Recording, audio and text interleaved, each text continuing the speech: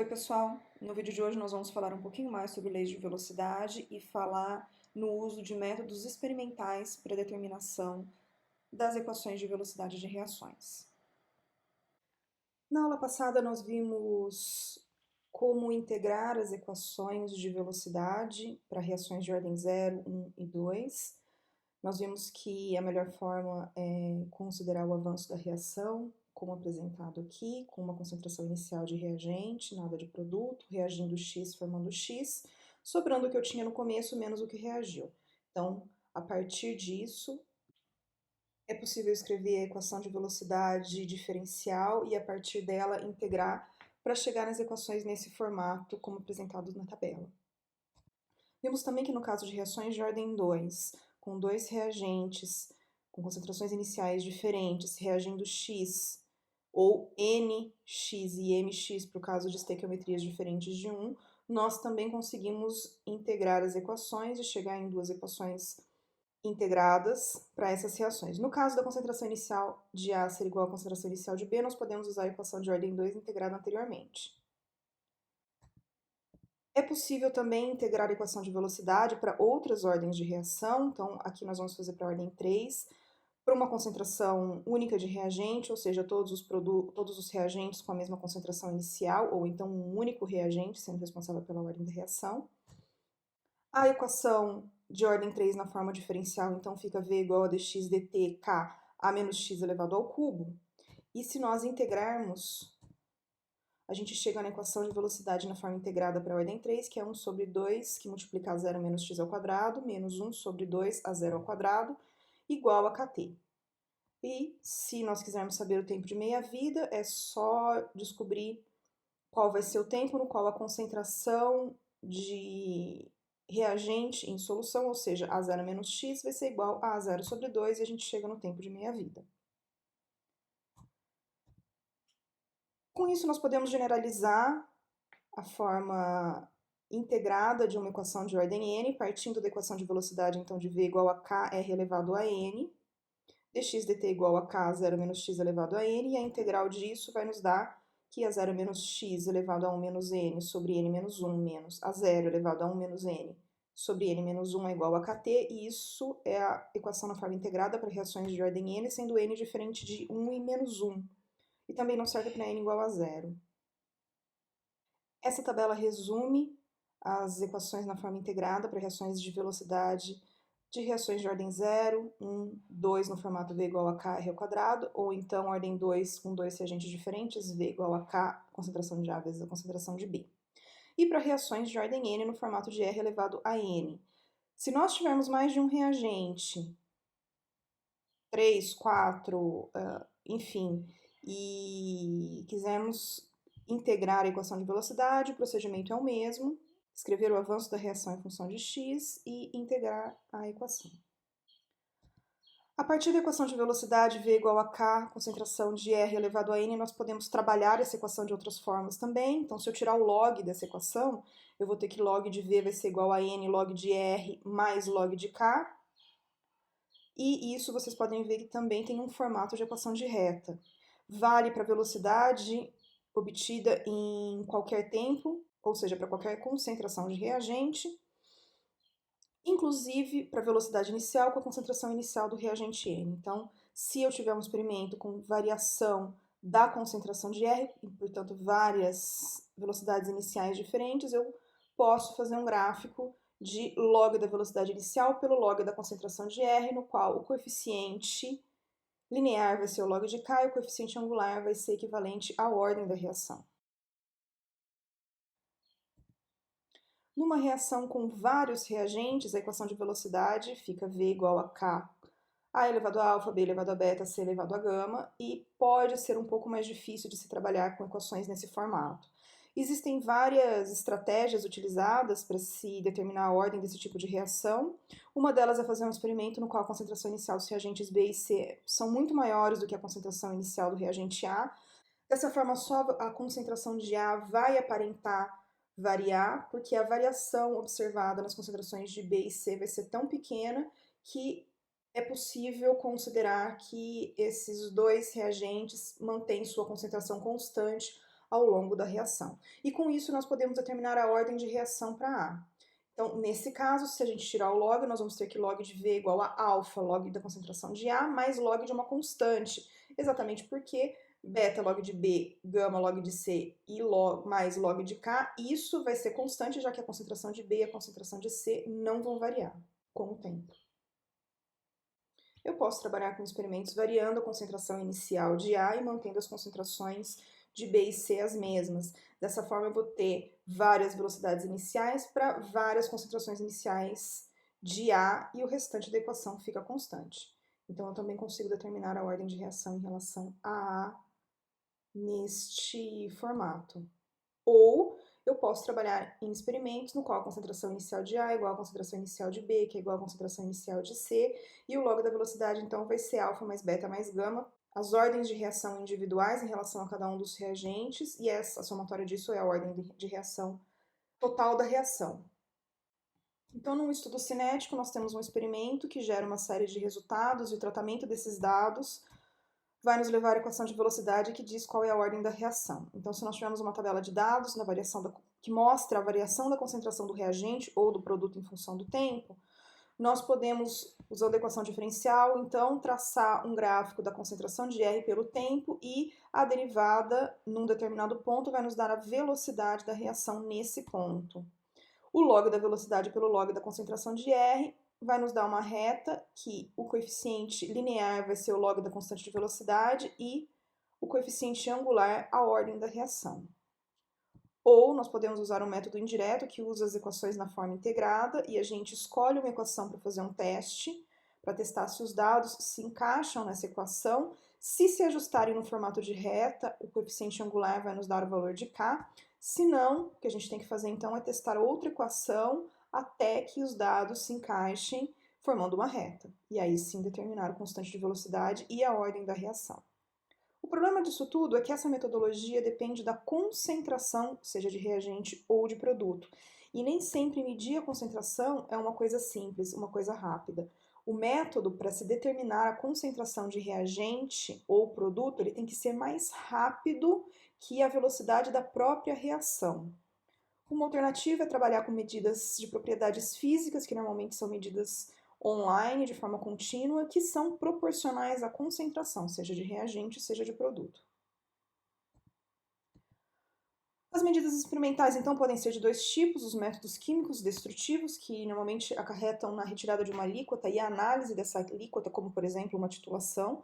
Nem sempre são tão rápidos a ponto de serem mais rápidos que a reação. Ou métodos físicos que são contínuos, os quais vão nos dar uma medida física, aqui chamada de lambda, e o lambda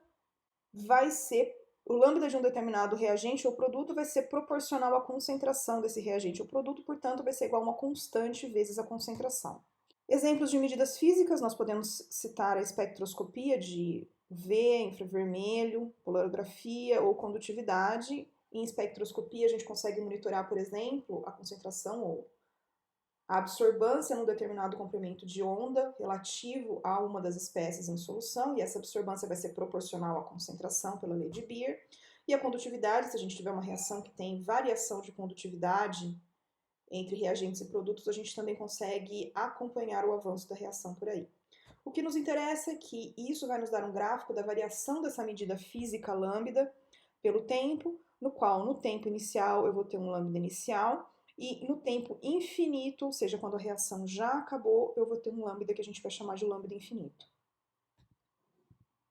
Então, se nós partimos de uma medida física qualquer, esse lambda I, vamos chamar o lambda da espécie I, vai ser igual a uma constante vezes a concentração de I, vamos chamar essa constante de WI para facilitar as nossas contas.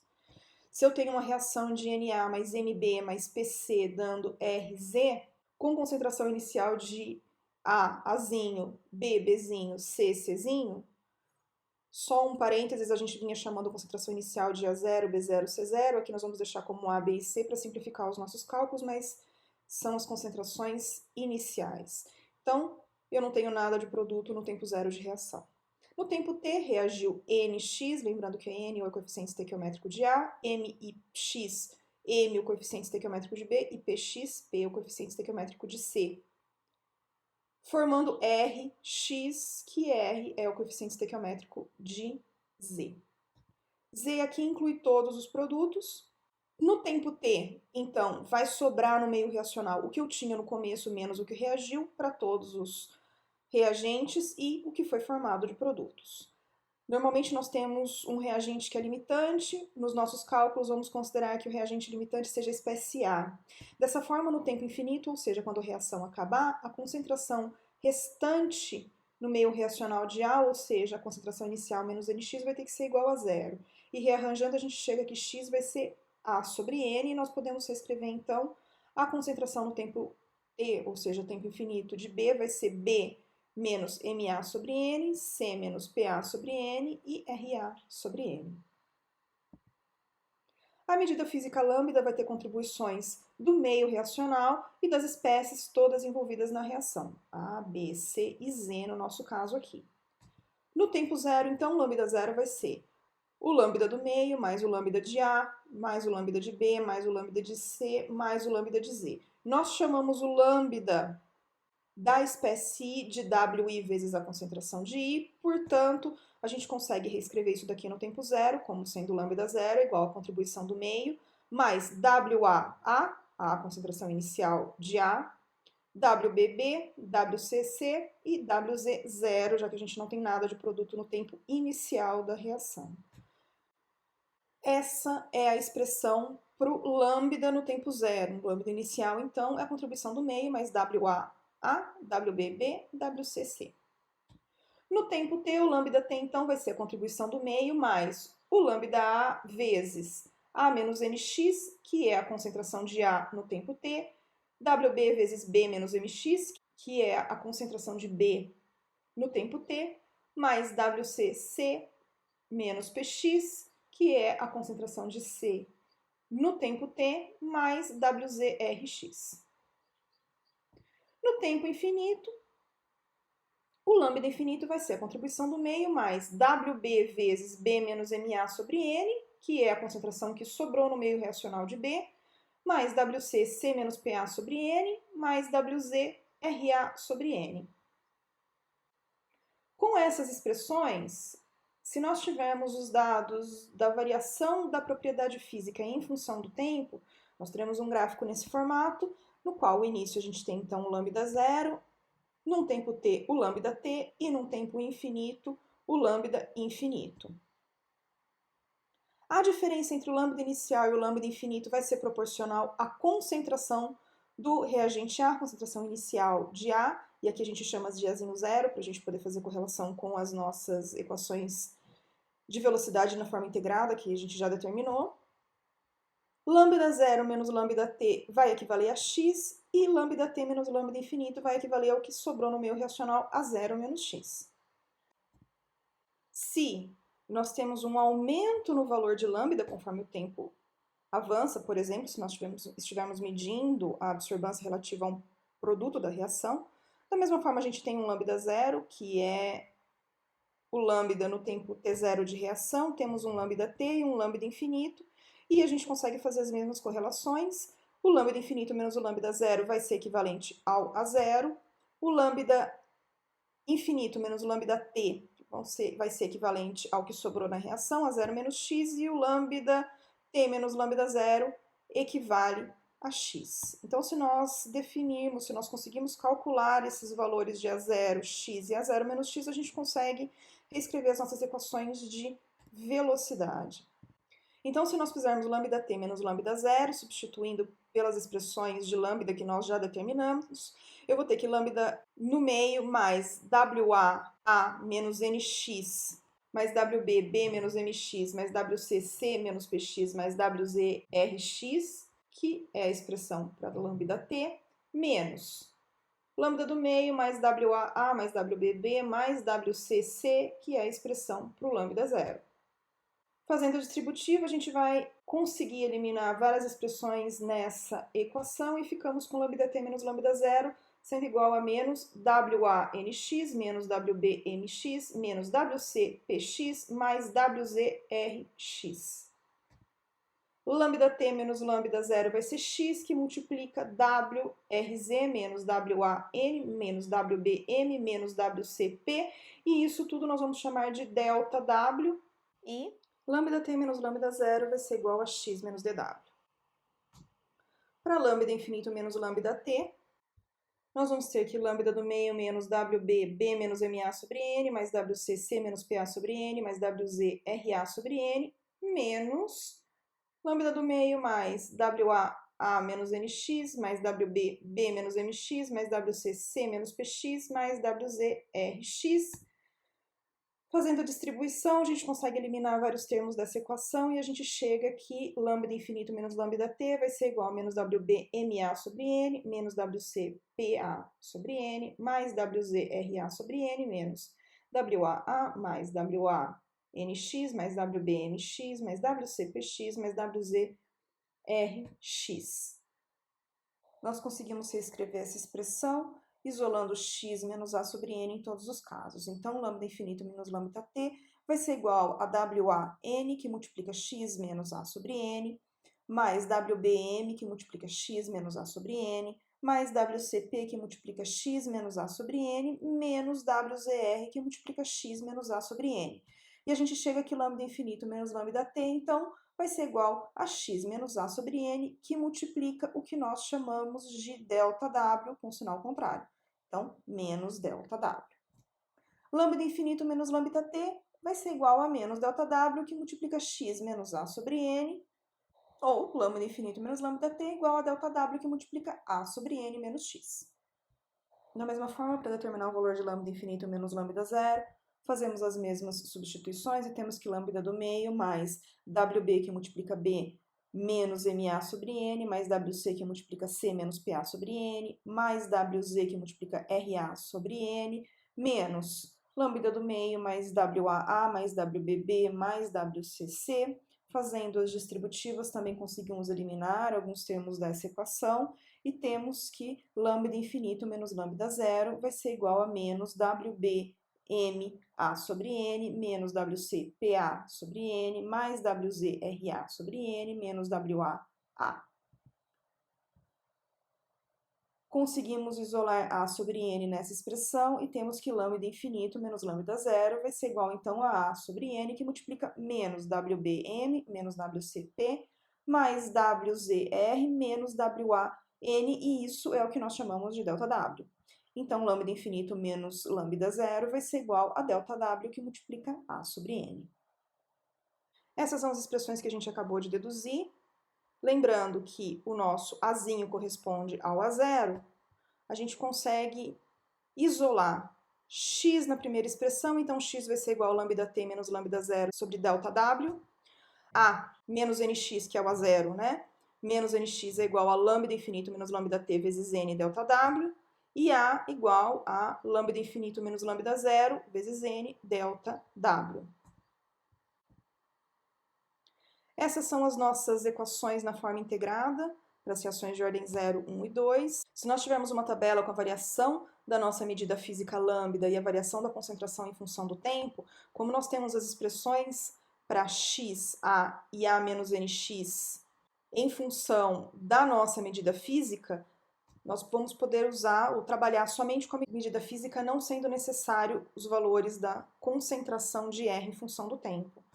Então, para uma reação de ordem 0, que a gente conhece a equação como sendo x é igual a kT, eu posso substituir o valor de x nessa equação. Então, eu vou ter que lambda-t menos lambda-0 sobre dw vai ser igual a kT, mas eu não conheço o valor dessa constante, não conheço esse ΔW. E o que eu posso fazer, então, é sumir com esse dw da equação, e para isso eu vou dividir a equação, ou mesmo partindo dessa equação A igual a lambda infinito menos lambda-0 n sobre ΔW, isolar o ΔW, ficando com lambda infinito menos lambda-0 sobre A n. A gente está trabalhando com n igual a 1, só para facilitar os nossos cálculos. Então, substituindo, eu vou ficar aqui lambda-t menos lambda-0 sobre lambda infinito menos lambda-0 vai ser igual a k sobre AT. E eu consigo fazer um gráfico, então, de lambda-t menos lambda-0 sobre lambda infinito menos lambda-0, pelo tempo, e o meu coeficiente angular nessa reta vai ser a constante de velocidade K sobre A. Eu conheço A, que é a concentração inicial do reagente A. Para uma reação de ordem 1, a nossa equação de velocidade na forma integrada, então, é ln de A sobre A menos x igual a kT. Eu conheço o valor de A em função da nossa medida física lambda e conheço também o valor de A menos x, ou A menos nx, que é igual a lambda infinito menos lambda t vezes n sobre delta w. E substituindo esses valores naquela equação, a gente chega que ln de lambda infinito menos lambda zero sobre lambda infinito menos lambda t, cortamos o dw, vai ser igual a kt. E com isso eu posso fazer um gráfico de ln de lambda infinito menos lambda zero sobre lambda infinito menos lambda t pelo tempo, e o meu coeficiente angular vai ser a constante de velocidade de cada reação.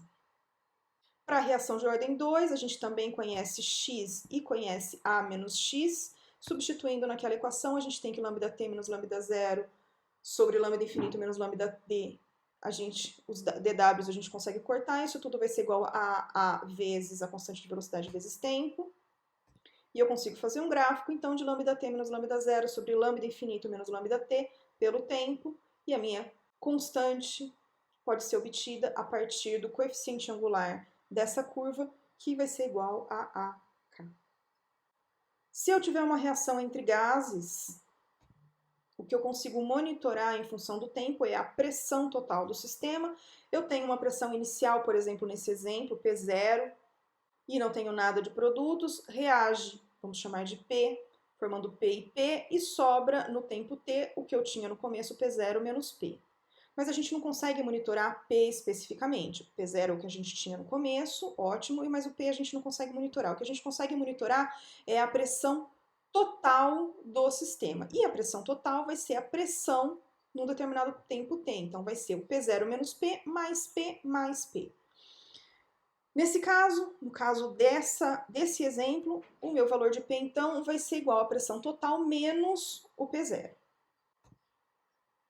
Conhecendo o valor de P, se eu quiser saber quanto vale, então, quanto eu tenho no meio reacional, que é P0 menos P, é só substituir isso, então vai ser P0 menos P, P é PT menos P0. Então, P0 menos P vai ser P0 menos PT menos P0, P0 menos P vai ser 2P0 menos PT. Lembrando que o P0, então, corresponde ao nosso Azinho zero, o quanto reagiu P corresponde ao nosso X, e o P0 menos P corresponde a A0 menos X. Nós determinamos que o P vale PT menos P0, o P0 menos P vale 2P0 menos PT. Partindo, então, da equação de ordem zero, no qual x é igual a kt, eu posso substituir, então, o x por p, p vai ser igual a kt, o valor de P é PT menos P0, então PT menos P0 é igual a KT, e a pressão total do sistema vai ser igual a P0 mais KT, e isso pode ser traçado num gráfico de pressão total pelo tempo, no qual o coeficiente linear vai ser a pressão inicial e o coeficiente angular a constante de velocidade de cada reação, se essa equação for uma equação de ordem zero. Para uma reação de ordem 1, ln de A0 sobre A0 menos x é igual a kt. Eu conheço os valores de A0 e A0 menos x. A0 corresponde a P0. A0 menos x corresponde a P0 menos P. ln de P0 sobre 2P0 menos PT, substituindo aqui o P0 menos P pelo 2P0 menos PT, que a gente já determinou. A gente tem a equação de primeira ordem e um gráfico de ln de P0 sobre 2P0 menos PT por tempo vai nos dar a constante de velocidade como coeficiente angular dessa reta. Ou a gente pode escrever isso também no formato de ln de A0 menos x igual a ln de A0 menos kt. E, substituindo o A0 menos x por 2P0 menos PT, e fizer um gráfico de ln de 2P0 menos PT pelo tempo, eu vou ter uma reta no qual o coeficiente angular vai ser menos a constante de velocidade k e o coeficiente linear vai ser ln de P0. Para a ordem 2, a mesma coisa, x sobre A0 menos x igual a A0 kt, substituindo, eu vou ter que P sobre 2P0 menos PT vai ser igual a P0 KT, e fazendo um gráfico disso, gráfico de x sobre 2P0 menos PT pelo tempo, a gente vai ter uma reta no qual o coeficiente angular vai ser P0K, se essa for uma reação de segunda ordem. Ou eu posso reescrever essa equação no formato de 1 sobre A0 menos x igual a 1 sobre A0 mais KT, substituindo 1 sobre 2P0 menos PT é igual a 1 sobre P0 mais KT, e fazer um gráfico disso, ou seja, um gráfico de 1 sobre 2P0 menos PT pelo tempo, faltou o tempo aqui, o coeficiente linear vai ser P0 e o coeficiente angular vai ser a constante de velocidade K. Lembrando, isso vale para essa reação especificamente, e a gente precisa prestar atenção, então, nos coeficientes estequiométricos dessa reação e como a pressão vai variar. Se a pressão for uma medida física, então eu vou ter que a pressão no tempo t vai corresponder ao meu lambda, o lambda zero corresponde à minha pressão inicial, o lambda infinito eu vou ter 2 vezes a pressão inicial, porque no fim dessa reação especificamente eu tenho o dobro de mols que eu tinha no início, portanto o dobro da pressão, e o lambda no tempo t vai ser então a pressão no tempo t. Para reações com estequiometrias diferentes, isso tudo precisa ser avaliado. Um exemplo: a dimerização do butadieno em fase gasosa é uma reação de segunda ordem.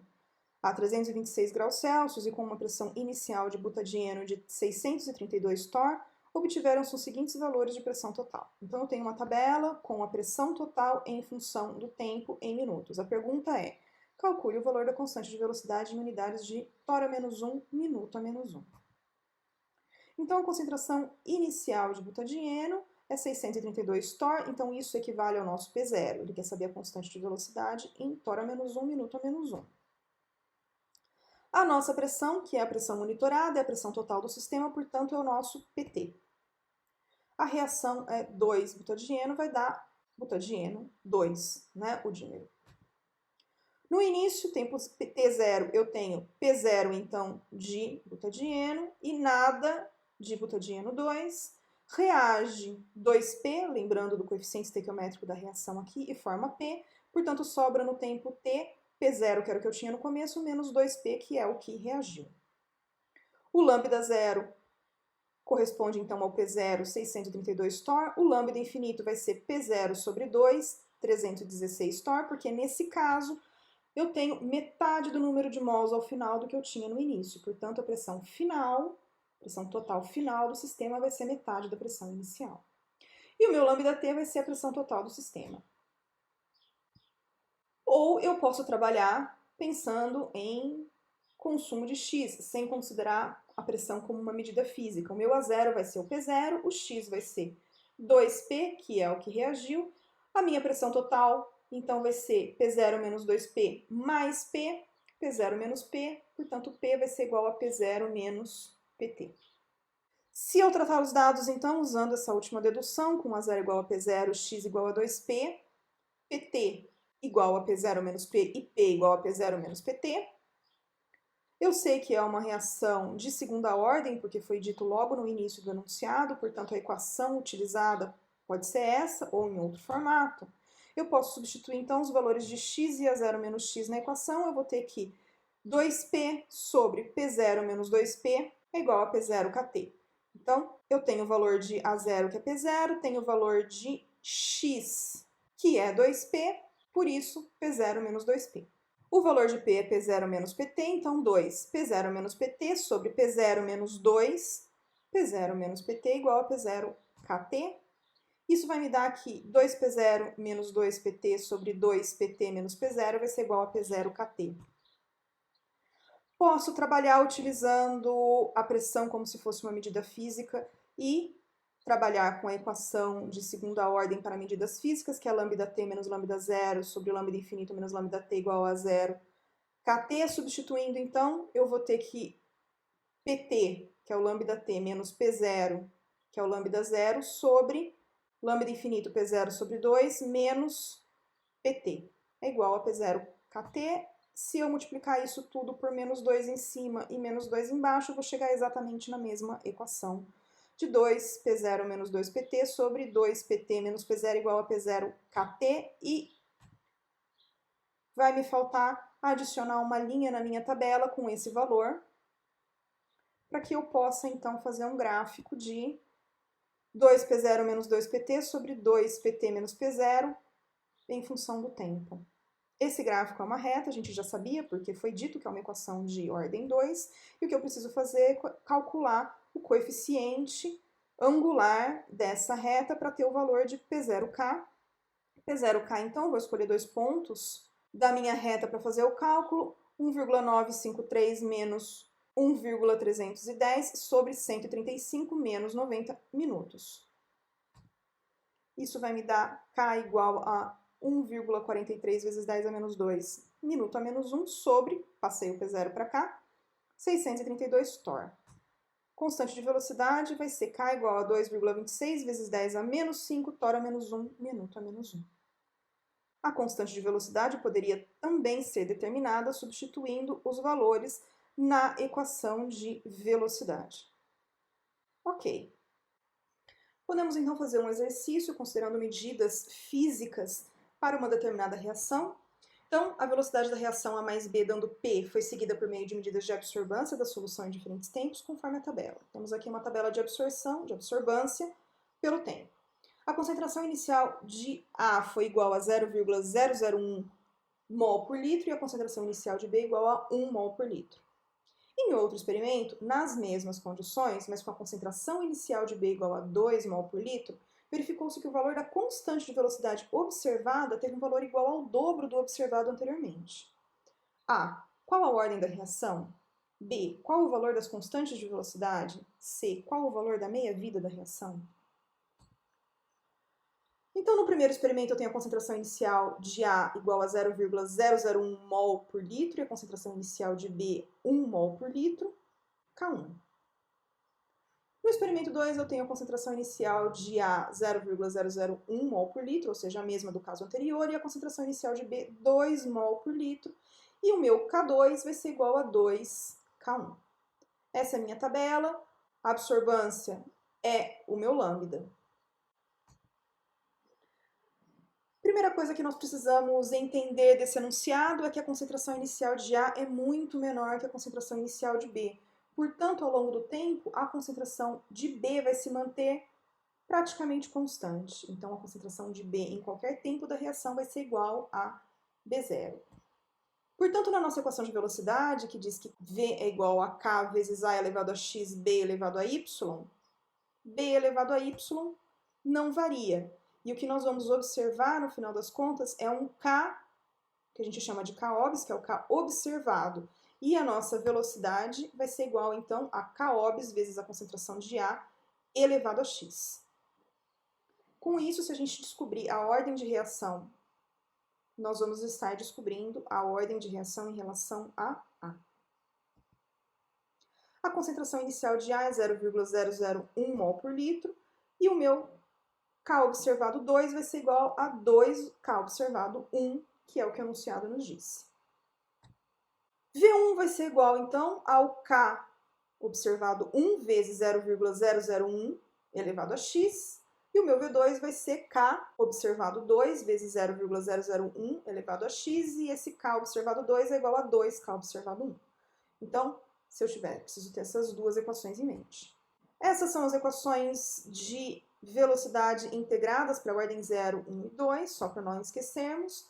Nós temos uma medida de propriedade física lambda que decai em função do tempo, então lambda 0 menos lambda infinito equivale a 0, lambda 0 menos lambda t equivale a x, e lambda t menos lambda infinito equivale a 0 menos x. Portanto, x vai ser, então, lambda 0 menos lambda t dw, A0 vai ser lambda 0 menos lambda infinito dw, e A0 menos x, lambda t menos lambda infinito dw. Para a ordem 0, que a equação de velocidade é x igual a kt, lambda 0 menos lambda t sobre lambda 0 menos lambda infinito vai ser igual a k sobre A0, isso a gente já tinha determinado anteriormente, mas seria só substituir o x e isolar o dw no A0 para colocar a substituição aqui de novo, como nós fizemos. Se nós adicionarmos a nossa tabela, uma linha para calcular os valores de lambda 0 menos lambda t sobre lambda 0 menos lambda infinito, nós podemos construir um gráfico, então, de lambda 0 menos lambda t sobre lambda 0 menos lambda infinito em função do tempo, e a gente vai ver que isso não é uma reta, portanto, não é ordem 0. Para a ordem 1, ln de A0 menos x é igual a ln de A0 menos kt. Ln de lambda t menos lambda infinito vai ser igual a ln de lambda 0 menos lambda infinito menos kt. Adicionando uma linha na nossa tabela para calcular o valor de ln de lambda t menos lambda infinito. Com esses valores a gente consegue fazer um gráfico, então, de ln de lambda t menos lambda infinito pelo tempo. E a gente vê que isso dá uma reta, portanto, essa equação é de ordem 1 em relação a A. E o coeficiente angular vai ser igual a menos a constante de velocidade da reação, constante de velocidade observada da reação. Então, a gente sabe que x é igual a 1, ln de lambda t menos lambda infinito é igual a ln de lambda 0 menos lambda infinito menos kt, é a equação de velocidade para essa reação. O k observado 1 vai ser igual ao coeficiente angular dessa reta, pegamos dois pontos, então, no nosso gráfico, menos 2,27 menos 3,22, aproximando aqui, sobre 57 menos 240 minutos. A gente vai ter que o k observado 1 vai ser 5,19 vezes 10 a menos 3, minuto a menos 1. O k observado 2, nós sabemos que é 2 vezes o k observado 1, portanto, o k observado 2 vai ser 2 vezes 5,19 vezes 10 a menos 3, minuto a menos 1. O k observado 2 vai ser 1,04 vezes 10 a menos 2, minuto a menos 1. O k observado nós definimos logo no começo, que é a constante de velocidade da reação K, vezes a concentração inicial B elevado a Y. Portanto, K vai ser igual ao K observado sobre a concentração inicial de B elevado a Y. No nosso primeiro experimento, a concentração inicial de B é 1 mol por litro. Portanto, K vai ser igual a K observado 1 sobre 1 elevado a Y. 1 mol por litro elevado a Y, e vamos chamar isso de equação 1. No experimento 2, a concentração inicial de B é 2 mol por litro. O nosso K observado 2 é 2 vezes o K observado 1, então K vai ser igual a 2 vezes o K observado 1 sobre 2 mol por litro elevado a Y. Temos duas equações. Igualando as equações 1 e 2, então, nós teremos que K observado 1 sobre 1 elevado a Y vai ser igual a 2, K observado 1 sobre 2 elevado a Y. Cancelando as unidades e o K observado 1, a gente chega então que 2 elevado a Y vai ser igual a 2 elevado a Y. Portanto, y é igual a 1. Conhecemos então o valor de x e o valor de y, que são a ordem de reação em relação a em relação a B. Portanto, a ordem total da reação vai ser 2 e essa é a resposta à pergunta A. Para responder a pergunta B, falta calcular a constante de velocidade da reação, que vai ser igual ao K observado 1 sobre 1. Utilizando a primeira equação, a equação para o primeiro experimento, K então vai ser 5,19 vezes 10 a menos 3, minuto a menos 1 sobre 1 mol por litro. K vai ser igual a 5,19 vezes 10 a menos 3, litro por mol por minuto. E essa é a resposta para a pergunta B do exercício. Todos os valores das constantes de velocidade, as duas observadas e a constante de velocidade K. A última pergunta é com relação ao tempo de meia-vida. A gente sabe que o tempo de meia-vida é quando a concentração do reagente limitante, no caso, nesse tempo vai ser igual à concentração inicial sobre 2, a 0 menos x, então, é a 0 sobre 2. Lambda t menos lambda infinito, pegando da correlação que a gente já conhece de a 0 menos x em função da medida física lambda, vai ser igual a lambda 0 menos lambda infinito, dw sobre 2. Decorrendo essa equação, a gente vai chegar então que o lambda t é igual a 2 lambda 0 mais lambda infinito sobre 2, e o lambda t vai ser igual a 0,1495. Essa informação, mais a informação do K observado 1 e a equação de velocidade, permite que a gente substitua na equação para determinar o valor do tempo t meio. E a gente chega que o valor do tempo de meia-vida é 133,55 minutos. Bem, pessoal, por hoje era isso. No próximo vídeo nós vamos falar sobre reações complexas. Até o próximo.